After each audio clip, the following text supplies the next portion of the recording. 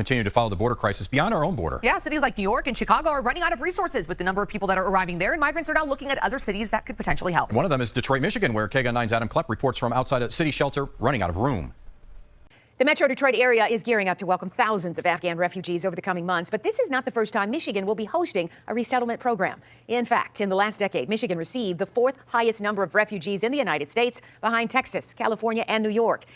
Kimberly, asylum seekers that end up in Metro Detroit will likely have their day in court here at the federal building in downtown Detroit. And that's where a judge will decide whether to approve or deny their request for asylum. And tonight we're talking with an immigration attorney who helps guide them through that process. Yeah, it's a big question. We know Homeland Security officials, they say they're certainly expecting a surge down at the southern border. There's already reports of thousands and thousands of migrants lining up, waiting to cross over. Title 42 is a plan, one of many from the COVID era that the Biden administration is letting sunset. But now this is a policy that has immigration attorneys ready to step in and take action. This is the Freedom House in Detroit. I just spoke to the CEO, who told me usually in a year they serve about 125 refugees. Now they have over 200 clients and 70 people staying under their roof.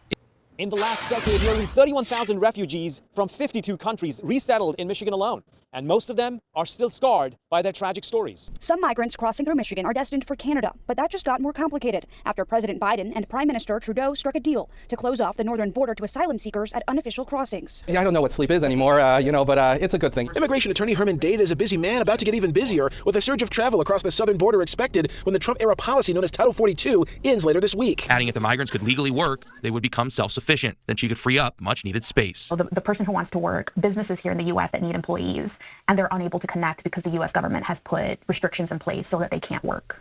The attorney says it'll likely be several years before these migrants go before a judge. We asked how likely it is for their cases to be approved. He tells me in Michigan, about 40% of the time, judges will approve a person's request for asylum. They do make their way up here to Michigan, where they're fleeing persecution from their home countries. They want a better life. Title 42 barred border entry into the U.S. with heavy restrictions in the name of public health due to the COVID-19 pandemic in 2020. Non-citizens looking for asylum and those who came across illegally were promptly sent back to Mexico.